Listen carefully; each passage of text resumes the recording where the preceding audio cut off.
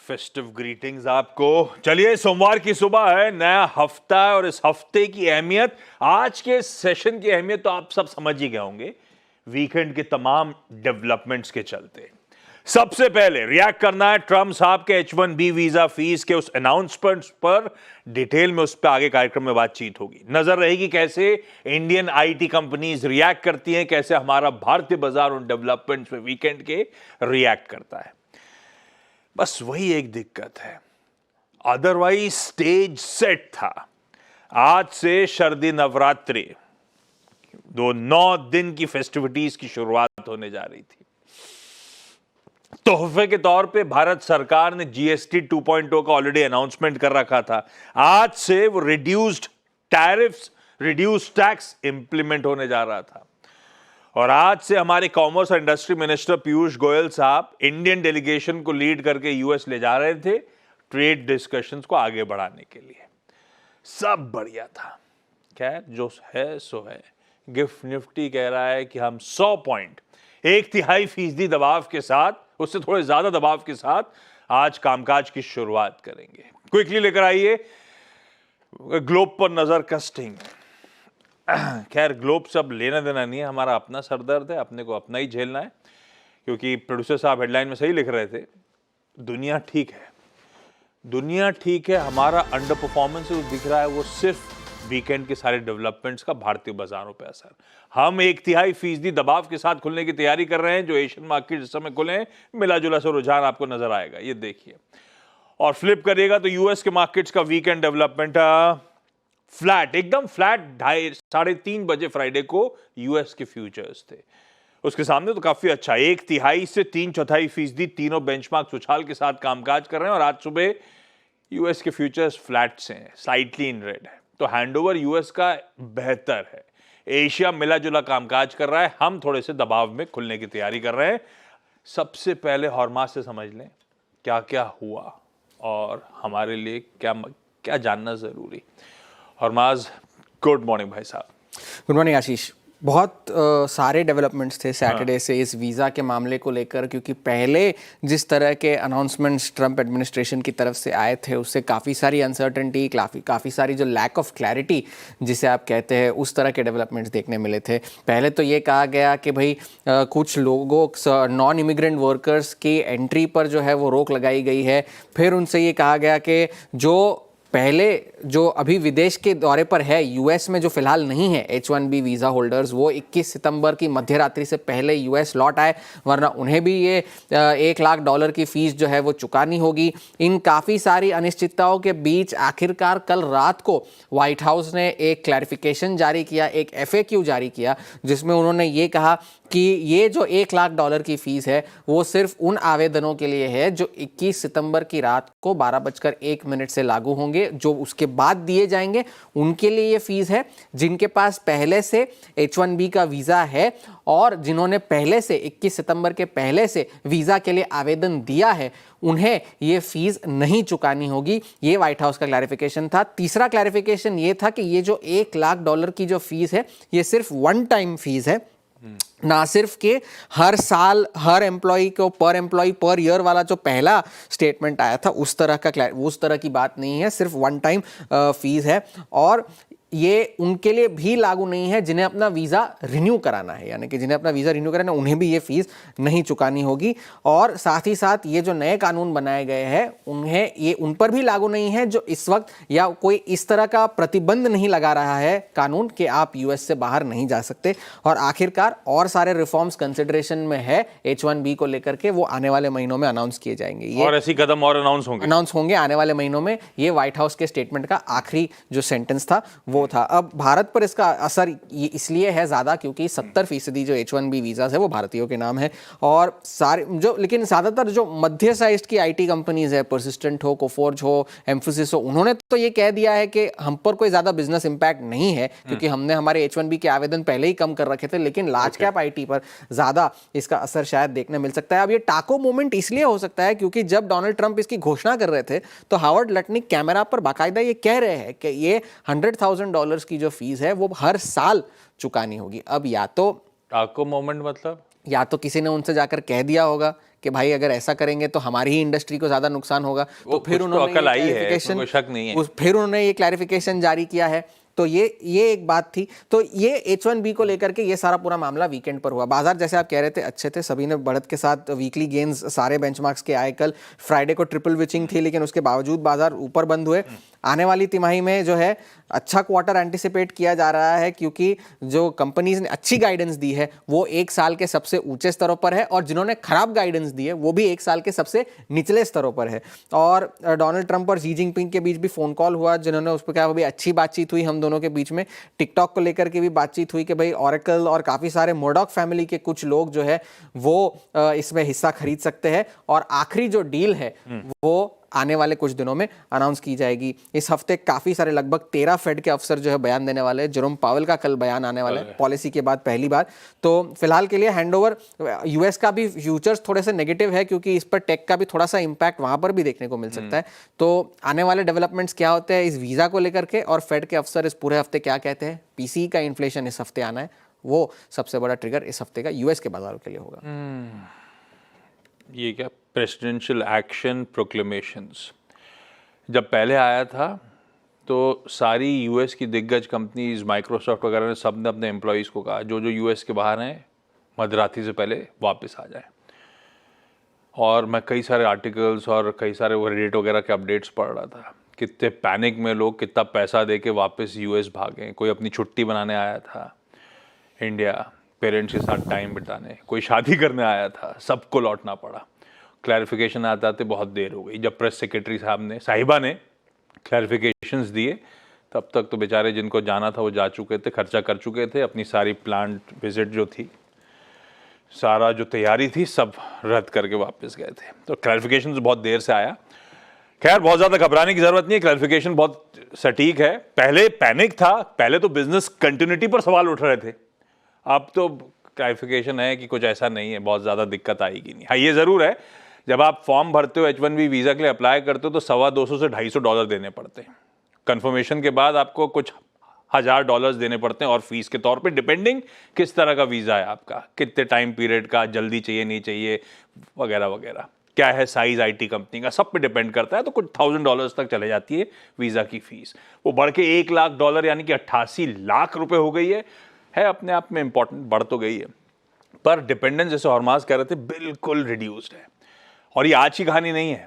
Trump साहब के Trump 1.0 में वो उन्होंने कहा था ना, क्या बाय अमेरिकन हायर अमेरिकन, ऐसा कुछ 2015 का नारा था। तब से डिपेंडेंस आईटी कंपनी ने रिड्यूस करना शुरू करी थी। कोविड टाइम पे आते आते, क्योंकि ट्रैवल बंद हो चुका था, सारी की सारा ऑफशोर हिंदुस्तान से ही काम होने लगा था, सीख गए थे हम सब कुछ। टीसीएस का साल 2015 में H1B वीजा का कोटा जो स्पॉन्सर करा था उन्होंने, वो थे 4674 H1B वीजाज। आज 10 साल डाउन द लाइन जब उनके एम्प्लॉइज डबल हो चुके हैं तो भी 5000 वीजा स्पॉन्सर करते हैं साल के। इस तरह से मिनिस्क्यूल डिपेंडेंस है सबसे बड़ी देश की आईटी कंपनी की। तो ऐसा कोई इंपैक्ट नहीं है। इस साल 2025 के H1B वीजाज की लिस्ट इंडियन कंपनीज की, एक वीजा 3 साल का होता है तो मोटा मोटी 3 से मल्टीप्लाई कर लीजिए इनको, इतनी डिपेंडेंस, इतने H1B वीजा लगते हैं।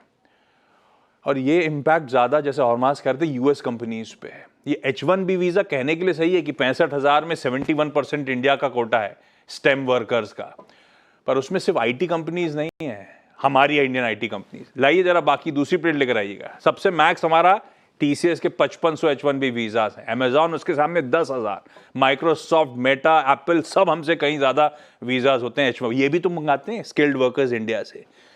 तो ये सब तो इंडियन लिस्टेड आईटी कंपनी, ऐसा नहीं कि बहुत ज्यादा डिपेंडेंस है और 71% वीजा सिर्फ हमारे ही होते हैं, सबके होते हैं।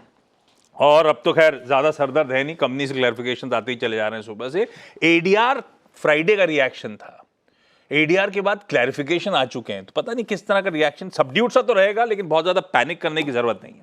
खैर इस हफ्ते 2 चीजें इंपॉर्टेंट है जैसे हरमास कहा गया, एक ये टैरिफ रिलेटेड डेवलपमेंट तो अपनी जगह सच है ही है, एक कल जेरोम पावेल साहब की स्पीच आनी है, और इस हफ्ते ध्यान रखिएगा मंथली कॉन्ट्रैक्ट्स की एक्सपायरी सामने खड़ी है। बीएससी के मंथली कॉन्ट्रैक्ट्स थर्सडे को एक्सपायर हो रहे होंगे, एनएसई के अगले हफ्ते ट्यूसडे को मंथली एक्सपायरी है। डेट्स हफ्ता बदल गया, ये ध्यान रखना है हमें। खैर, निफ्टी स्क्रीन पर लेकर आइएगा, वीरू को दिखाइएगा। फ्राइडे की बातचीत क्या हुई थी कि 450 500 एक टफ जोन है निकालने के लिए, पर बेस वन जो है 341 से 287 के आसपास का, वो एक पुल बैक देगा। वहां अटके ये, अच्छा मार्केट लेकर आता हूं, सही कह रहे हैं डायरेक्टर साहब, पहले एक बार मार्केट दिखाई दें। सितंबर, वो डायरेक्टर साहब ने पूरा मंथ का चार्ट दिखाया शायद। सितंबर रहा अच्छा, बुल्स ने ग्रिप में रखा है। लास्ट 3 हफ्तों से भारतीय बाजार में उछाल के साथ, वीक ऑन वीक गेन्स के साथ कामकाज हो रहा है। इनफैक्ट सितंबर में अब तक 15 ट्रेडिंग सेशंस हुए, केवल 3 लाल में गए। और मंथ टिल डेट सितंबर महीने में 900 पॉइंट, 4.25% निफ्टी ने उछाल दिखा दिया। इस तरह का मोमेंटम पकड़ा था। पिछला हफ्ता एक बार प्लीज स्क्रीन पर रखिएगा, मैप कर देता हूं। अच्छा रहा था। मंडे जरूर सबड्यूट सा था। सबड्यूट क्या था, एक हर्डल फेस कर रहे थे हम 25,150 का। वो हर्डल के आसपास मुनाफा वसूली आ गई थी, पार नहीं कर पाए।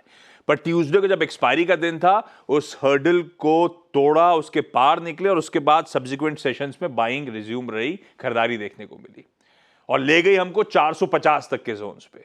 ये 450 के जोन्स पे फ्राइडे को हल्की बहुत मुनाफा वसूली जरूर आई, वहां पे आके अटके। और यही चर्चा वीरू ने फ्राइडे को कर भी रखी थी, 450 अटकेगा, लेकिन लोअर लेवल्स पे बेस वन के आसपास एक्यूमुलेशन के मौके भी होंगे। वैसे ही स्क्रीन प्ले आउट हुई। वीरू ठीक है, देखते हैं आईटी में किस तरह का रिएक्शन रहता है।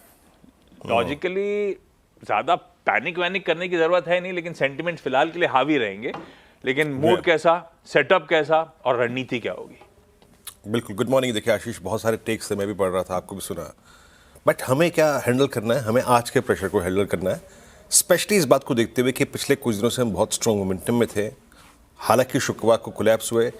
शुक्रवार को एक चीज़ हमारे अगेंस्ट में थी, वो ये थी कि Nifty was too far from 10 DEMA, जो कि बात मैं शुक्रवार को कही भी थी, जो एक चीज़ हमारे अगेंस्ट खड़ी है। खैर छोड़िए अब शुक्रवार को, आज के सेशन को कैसे हैंडल करें, डिफरेंट सर्कमस्टेंसेस और एक बड़ा न्यूज़ फ्लो। देखिए आशीष, पहले रखता हूँ निफ्टी आईटी आपकी स्क्रीन पे, 36,200 36,000 निफ्टी आईटी का एक मनोवैज्ञानिक लेवल 36,000 प्लस यहीं पे 10 डेमा और 50 डेमा अलाइंड है।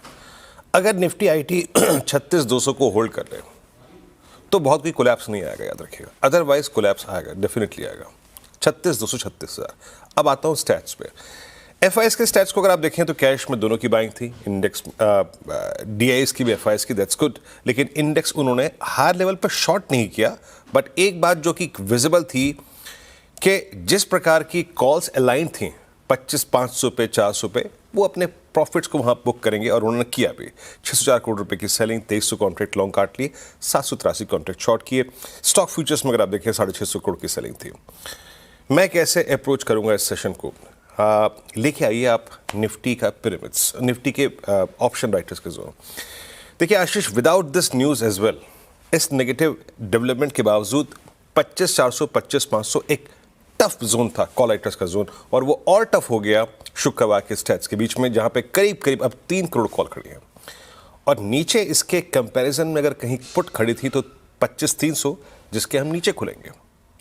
और उसके बाद सबसे बड़ा पुट कंसंट्रेशन है 25,000 पे, जहां पे अनवाइंडिंग हुई। सीधे लिखाई डायरेक्टर साहब बेस वन। देखिए मैं अभी शॉर्टिंग का तो कोई व्यू रखता नहीं हूं, शॉर्टिंग का तो कोई व्यू नहीं है, लेकिन बेस लेके आइए। Let's see post opening base पे क्या करता है। ये 1 पे एक चीज ध्यान में रखिएगा कि निफ्टी बैंक स्ट्रांग है कि नहीं है अगेंस्ट दिस न्यूज फ्लो। वो कुछ अच्छा कर रहा है कि नहीं कर रहा है। निफ्टी आईटी 36,200 को होल्ड कर रहा है, नहीं कर रहा है। अगर 212 260 को होल्ड करता है, जो कि हमारा फर्स्ट स्ट्रॉन्ग पुट राइटर्स का जोन होगा आफ्टर दिस गैप डाउन, अगर इसको होल्ड करे तो ठीक है, नहीं तो Nifty will collapse towards base 2। अब बेस 2 क्या है, यहीं से इसी जोन को स्ट्राइक करने के बाद, क्रॉस करने के बाद हमारी पूरी की पूरी जर्नी शुरू हुई थी। तो मैं आज ये नहीं कह रहा हूं कि रॉबिन हुड बन के तुरंत बाजार में कूद जाए, नहीं। आज थोड़ा सा एक कैलकुलेटेड रिस्क लेना पड़ेगा। लेट्स सी ये क्या कर रहा है बेस 1 या बेस 2 पर, किस पर आएगा मेरे को खुद नहीं मालूम इन सर्कमस्टेंसेस में। तो मैं अभी इन 2 बेस पर आशीष बाइंग का इच्छुक हूंगा, और जो भी मेरा बाय ट्रेड होगा उसको RS1 के आसपास निपटा लूंगा। RS1 के आसपास ट्रेड को चेक करूंगा। RS1 के बाद ही ट्रेजेक्ट्री खुलेगी निफ्टी की ऊपर की 25,500 या फिर 589 या फिर 517 की। But as of now base 1 and base 2 इसको थोड़ा देखना है आज। और बेस 2 के नीचे आशीष अभी के लिए कोई लॉन्ग व्यू नहीं होगा अगर किसी भी सर्कमस्टेंस में वायलेट होता है, क्योंकि इसी के ऊपर हमने एक कन्विक्शन के साथ बाय कॉल ली थी इस रेंज में। अब आते हैं निफ्टी बैंक पे। निफ्टी बैंक जैसे कि मैं शुक्रवार को कह रहा था कि अच्छा है, स्ट्रांग है, लेकिन 55,800 पे 56,000 पे बड़े कॉल राइटर्स अवेलेबल हैं, विजिबल है। और एक और चीज़ जो कि मेरे को शुक्रवार को तंग कर रही थी और जो कि मैंने स्क्रीन पे कही भी थी, सुन लीजिएगा, कि एक चीज़ मेरे को परेशान कर रही है कि वो पुट राइटर जो 55,000 पे खड़ा है वो 55,500 पे आने को तैयार नहीं है और निफ्टी बैंक भी कोलैप्स हुआ। अब लेके आइए जरा प्लीज़ एक बार, ये पिरामिड्स में 55,000 पे सबसे बड़ा आउटस्टैंडिंग हुआ है और याद रखिएगा 55,200 पे आपका 50 डे एक्सपोजर होंगे बचा। लेके आइए बेस 1। देखिए अभी मैं किसी भी इंडेक्स पे शॉर्ट जाने की राय नहीं दे रहा हूँ। बेस 1 लेके आइए बैंक निफ्टी पे बिटवीन 55,200 टू करीब 54,850। आशीष इस रेंज में 50, 10, 20 सारे एवरेजेस अलाइंड है और पुट राइटर्स भी हैं। तो मैं ज़्यादातर आशीष आज देखूंगा कि अगर ये बेस 1 को बेस 2 को होल्ड कर रहा है तो एक पुल बैक ट्रेड लूंगा, रिवर्सल ट्रेड लूंगा towards RS1। Acute strength RS1 के बाद ही आएगी। तो आशीष कुल मिला के बात ये है कि बाजार आज नरम खुलने के बाद थोड़ा सा विचार कीजिए, बेस 1 और बेस 2 के बीच में दोनों इंडेक्सेस को देखिए कहाँ सेटल हो रहे हैं, बट दोनों इंडेक्सेस पे बेस 2 के नीचे ही नेगेटिव व्यू होगा, अदरवाइज चांसेस है रिवर्सल देने के। आशीष बढ़िया, ये है निफ्टी निफ्टी बैंक का हमारा अप्रोच। चकाचक चार्ट्स के लिए आगे बढ़ने का समय आ गया है। एक बार सबको स्क्रीन पे दिखाइएगा डायरेक्ट में। अरे दिखाया ही नहीं जब मांगा था आपसे। पैनल नहीं दिखाएंगे क्या पूरा? चलिए छोड़िए। चकाचक चार्ट्स के लिए manasjaiswal.com के मानस जायसवाल साहब के पास चला जाए। पता है आज का कलर वाइट है, मुझे तो कोई मानस आपकी भी वाइट नहीं दिख रही है, ऐसा लग रहा है पर्पलिश शेड है ना? जी जी जी वाइट नहीं है। ये ऐसे फेस्टिविटीज बनाओगे आप लोग? ये वीरू को ब्लैक का शेड पहने, ग्रे टाइप शर्ट पहने हुए, कम से कम वाइट को कुछ तो पहन लेते यार। वो क्या है, वो आदमी रहा जो खुद पहन के नहीं आया है, ये भी सही है यार, है ना? ये तो अभी हम 4-5 लगा लेते हैं, ऐसी क्या बात है, हर जेब में लगा लेते हैं। तो लगाया तो ना कम से कम। वो क्या है, हमारे ड्रेसमैन भैया भूल गए थे, आज लगता है हिसाब किताब ही गड़बड़ा गया पूरा। अच्छा कल का रंग कौन सा है? कल का रंग कौन सा है? कल का रेड है। कल का रंग कौन सा? कल का लाल है यार। आज कल लाल, वीरू कल लाल पहनते अपन दोनों। हाँ ठीक है, आप पूरा लाल सूट पहनना, मैं लाल शर्ट पहनूंगा। मानस आज के चकाचक चार्ट्स कौन से? Good morning Ashish ji. Good morning जी। तो देखिए गोदरेज प्रॉपर्टीज पे खरीदारी करनी है। ये रिकमेंडेशन मैंने लास्ट सेशन में भी दिया था। एक क्लियर ट्रेंड था, हायर टॉप्स हायर बॉटम्स का ट्रेंड है और इम्पॉर्टेंट ये है कि स्टॉक अपने 50 डे मूविंग एवरेज के ऊपर निकला है। तो गोदरेज प्रॉपर्टीज में खरीदारी करेंगे। 2119 2119 का स्टॉप लॉस लगाएंगे और 2195 2195 की टारगेट सेट करेंगे। जो दूसरा स्टॉक है वो मैनकाइंड फार्मा है। देखिए फार्मा स्टॉक्स में बढ़िया बाइंग इंटरेस्ट लास्ट सेशन में देखने को मिला था, तो आई थिंक मैनकाइंड में भी खरीदारी करनी चाहिए। एक कंसोलिडेशन जोन के बाहर निकला है, तो यहाँ पर आप करंट लेवल्स पे खरीदारी कर सकते हैं। स्टॉप लॉस आपको 2629 2629 का लगाना है और 2720 तक के टारगेट्स पॉसिबल है। लीजिए भाई साहब, दो बढ़िया से बेट्स, गोदरेज प्रॉपर्टीज और मैनकाइंड फार्मास्यूटिकल्स, ये दोनों खरीदारी करने के call. Manas thank you so much जुड़ने के लिए। सुबह 8 बजे के पैनल में वापस आपसे मुलाकात होगी सर। क्विकली कंचन के पास आज के सारे important stocks in news. Kanchan good morning, क्या क्या इंपॉर्टेंट? जी गुड मॉर्निंग। वैसे तो आपने इससे पहले वीजा के ऊपर पूरा का पूरा चीज बता दिया है, लेकिन उसके बावजूद जो आईटी सेक्टर है आज फोकस में रहने वाला है। बिकॉज जैसे कि एक्सप्लेन किया गया कि जो फीस है उसको बढ़ा के $1 लाख का जो आदेश करना है उसके ऊपर जो डॉलर ट्रंप है उन्होंने साइन कर दिया। इस लिहाज से आईटी सेक्टर कंप्लीटली आपको फोकस में रखना है। इसके अलावा जितना भी शिपिंग कंपनीज है वो आपके फोकस में रखना चाहिए, बिकॉज यहाँ पे 3 स्कीम का जो है ऐलान किया गया है। अगर टोटल स्कीम का वैल्यू देखा जाए तो वो 70,000 करोड़ का है, जिसमें से 25,000 करोड़ जो ship building financial assistant system है उसके लिए यूटिलाइजेशन होगा, 25,000 का मैरीटाइम डेवलपमेंट फंड और 20,000 का शिप बिल्डिंग डेवलपमेंट फंड के स्कीम के लिए इस्तेमाल किया जाएगा। इस लिहाज से शिपिंग कंपनीज फोकस में। ल्यूपिन आज आपको फोकस में रखना है, बिकॉज जो पुणे की इनकी बायोटेक फैसिलिटी है वहां से US FDA की तरफ से 4 ऑब्जर्वेशंस को जारी किया गया है, जिसकी इंस्पेक्शन 8 से 9 सितंबर के बीच में हुई थी। और बिंदु फार्मा यहाँ पे जो डैपाग्लिफ्लॉजिन यानी कि जो इनकी डायबिटीज 2 यानी कि जो ब्लड शुगर लेवल को दवा कम करने के काम आती है, उसको टेंटेटिव अप्रूवल मिल गया है। एक अच्छा खासा डेवलपमेंट है। स्वान डिफेंस आपके फोकस में रहना चाहिए बिकॉज गुजरात मैरीटाइम बोर्ड के साथ यहाँ पे करीबन 4,250 करोड़ का कंपनी ने MOU साइन किया है। इसमें करीबन 3,500 करोड़ शिप बिल्डिंग की जो कैपेसिटी है उसको बढ़ाने में काम आएगा, 200 करोड़ मैरीटाइम बनाने में, सेंटर एक्सलेंस बनाने में, और साथ में जो 550 करोड़ है वो मैरीटाइम क्लस्टर पोर्ट के डेवलपमेंट में काम आएगा। परफेक्ट है। ये कुछ इंपॉर्टेंट स्टॉक्स की न्यूज जो आप रडार पर रखिए। क्विकली छोटा सा ब्रेक के उस पार अहमदाबाद से, नवरात्रे के गढ़ से आपके लिए लेकर आएंगे त्योरा साहब की बढ़िया सी पिक्स। त्योरा साहब, गुड मॉर्निंग। ब्रेक के उस पार आता हूं और साथ में आज का इवेंट्स कैलेंडर लेके लौटूंगा।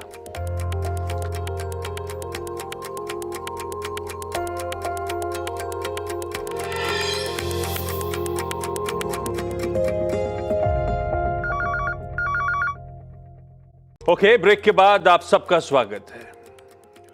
पीएम मोदी का एक्स पर पोस्ट, एक मिनट जरा, इस बार नवरात्रि का ये शुभ अवसर बहुत विशेष। ठीक है, मेरे ख्याल से वो GST 2.0 को रिआइटरेट कर रहे हैं। खैर, वो डिटेल स्क्रीन पर आ रही है, मैं पढ़ लूंगा बाद में। तब आपकी सेकंड प्लेट बॉन्ड यील्ड्स जहां छोड़ी वहीं डॉलर इंडेक्स लार्जली ठीक है, 98 के करीब अब इंच अप कर जरूर रहा है। ब्रेंट जस का तस है, सारे वेरिएबल्स ठीक हैं। सोना और चांदी बस बढ़िया है, कमाल कर देता, 3.5 से लेकर आज सुबह के बीच में और इंच अप करते हुए भाव। खैर रवि जी, कम से कम आप तो व्हाइट पहन के आते, व्हाइट सूट पहन के आते, आप तो फेस्टिविटीज में होते, मूड में। क्या प्लान है शाम का? Good morning. बस अभी मंथ के ऑल 10 डेज जो भी प्लान है वो रात का ही है, क्योंकि मंथ गरबा यहाँ पे अच्छा होता है। अहमदाबाद पूरी रात भर जागता है नवरात्रि में, आप कैसे मैनेज करोगे फिर? नहीं, बस हम म्यूजिक की वजह से सो नहीं पाते, बट ट्राई करते हैं, क्योंकि आपकी तरह मुझे भी ऑफिस अर्ली आना होता है। तो सुबह 9 दिन की छुट्टी लो, खत्म करो यार, एंजॉय करो। साल में एक बार तो इस तरह के, और अहमदाबाद के लिए तो गजब फेस्टिवल है ये, मजा आ जाता है। हम फ्राइडे सैटरडे संडे तो अच्छा एंजॉय कर लेते हैं, एंड पूरे 10 दिन का वो निकाल देता है। इस बार अच्छा है, 2 अक्टूबर को छुट्टी है मार्केट की, और वो 10 याद मत दिलाओ, एक छुट्टी मारी गई और आप अच्छा बोल रहे हो। रवि जी, आज के प्रेफर्ड पिक्स। फेस्टिविटी की शुभ शुरुआत है, और अभी सिल्वर नया गोल्ड है, तो सिल्वर से स्टार्ट करेंगे। मुझे लग रहा है कि यहाँ पे 43 के ऊपर के जो लेवल है सस्टेनेबल है, एंड बाय कर सकते हैं। 1,30,000 का लेवल क्लोजिंग बेस पे प्रोटेक्ट हुआ था। नए जो कॉन्ट्रैक्ट है दिसंबर कॉन्ट्रैक्ट बाय करें। स्टॉप लॉस लगा सकते हैं 1,29,500 का, एंड जो टारगेट है 1,31,500 तक के आते हुए दिख सकते हैं। मुझे लग रहा है तेजी जारी रहनी चाहिए। एंड सेकंड जो रिकमेंडेशन है वो नेचुरल गैस पे रहेगा। 288 के टारगेट के लिए बाय करें, 277 का स्टॉप लॉस होना चाहिए। यहाँ पे एक सीजनलिटी की भी मींस के चेंज हो रहा है। मुझे लग रहा है कि अभी फेस्टिविटी के साथ सीजनलिटी भी नेचुरल गैस के लिए एक अच्छा पॉजिटिव साबित हो सकता है। यहाँ पे इन्वेंट्री के लेवल अभी फॉल होना चालू हो गए, तो यहाँ पे ओवरऑल अपसाइड दिख रहे। परफेक्ट। चांदी और नेचुरल गैस आज के बाय आइडियाज। रवि जी जब अगली बार मुलाकात कर रहे होंगे सुबह, तो उससे एक दिन पहले वाली रात में जो एंजॉयमेंट किया उसकी फोटोज भेज देंगे, तो मैं आपको ऑन एयर दिखाऊंगा। Ravi ji, thank you so much, and festive greeting sir आपको भी। क्विकली आज का इवेंट्स कैलेंडर। भाई सबसे इंपॉर्टेंट नवरात्रे फेस्टिविटीज डे 1 आज। GST 2.0 आज से इंप्लीमेंट। ज्यादातर सारे प्रोडक्ट जो अपन खरीदते हैं प्राइसेस रिड्यूस हो गए हैं। एक चीज ध्यान रखिएगा, MRP जरूर चेक करिएगा। हालांकि कंपनीज ने कोशिश करी है कि रीलेबल कर पाए, हो सकता है मामला थोड़ा गड़बड़ा है, इसीलिए वो मेरे ख्याल से अपडेट्स भी आए हुए हैं कि डबली चेक करें अपने प्रोडक्ट के MRPs एक बार आज जब आप खरीदने निकलें। ट्रेड टॉक्स के लिए पीयूष गोयल सर और उनकी टीम US में। हम बायलैटरल ट्रेड एग्रीमेंट जो US के साथ है उसे एक्सेलरेट करने के लिए बातचीत बढ़ाएंगे आगे। आज शाम को 4 बजे हमारे 8 कोर इंडस्ट्रीज का डेटा रिलीज हो रहा होगा। चाइना के ब्याज दरों का फैसला आना था, आ चुका है। कुछ देर पहले मैंने अपडेट चेक करा, कोई छेड़छाड़ नहीं करी है ब्याज दरों में, तो ठीक है, कोई दिक्कत नहीं। एक्स डिविडेंड इंपॉर्टेंट जो है वो आपकी स्क्रीन पर आ जाएंगे, साथ में एक्स डेट्स भी हैं। अदानी पावर, उसमें इंपॉर्टेंट स्टॉक स्प्लिट होना है, 10 रुपए की फेस वैल्यू वाला 2 रुपए हो जाएगा। आज वो एडजस्टमेंट्स स्क्रीन पे प्ले आउट हो रहे होंगे। ऐसे ही संदूर मैंगनीज के साथ बोनस इशू का एडजस्टमेंट है। एफएनओ कर्व में एंजल वन, एचएफसीएल और सम्मान कैपिटल आज वायदा के कर्व में होगा। टीवीएस होल्डिंग्स की बोर्ड मीट है, बोनस के तौर पे non convertible redeemable preferential share, basically preferential share जारी करने के लिए। इंटरेस्टिंग, देखते हैं आउटकम। आज से फिर और 2 आईपीओस खुलने जा रहे हैं। अटलांटा इलेक्ट्रिकल्स आज से खुल के वेडनेसडे को बंद होगा, 687 करोड़ रुपीस मोबिलाइज करने वाला। और गणेश कंज्यूमर प्रोडक्ट्स, ये भी वेडनेसडे को बंद होगा, 408 करोड़ रुपए मोबिलाइज करने की तैयारी। ये दोनों कंपनीज के मैनेजमेंट्स आज नो योर कंपनी में दोपहर 1:30 बजे लाइव होंगे। आयशर मोटर्स रडार पे, क्योंकि रॉयल एनफील्ड कह रहा है आज से 350 सीसी मोटरसाइकिल्स इनकी जो है वो फ्लिपकार्ट पे बेची जाएंगी 5 ही शहरों में, बेंगलुरु, गुरुग्राम, कोलकाता, लखनऊ और मुंबई वालों के लिए। आप फ्लिपकार्ट से ऑर्डर कर लीजिए, अपनी डिलीवरी बॉय लेके कैसे आएगा। खैर ठीक है। पीएम मोदी आज अरुणाचल और त्रिपुरा विजिट पर है और आज से मिनी कंट्री वैन, वो मिनी की नई गाड़ी जॉन कूपर वर्क्स की प्री बुकिंग की शुरुआत हो रही है। ये है गाड़ी अपने आप में मजेदार, इसमें इतनी अच्छी नहीं दिख रही। खैर, गिफ्ट निफ्टी के संकेतों के साथ छोड़े जा रहा हूं। हमारे अपने थोड़े से सरदर्द, तो हम ग्लोब को अंडर परफॉर्म कर रहे हैं, लेकिन ठीक है, 90-100 पॉइंट दबाव के साथ शायद शुरुआत हो रही होगी। ब्रेक का समय है भाई, ब्रेक के उस पार जब लौटेंगे तो आज का टॉप 20 आपके सामने प्रेजेंट करेंगे।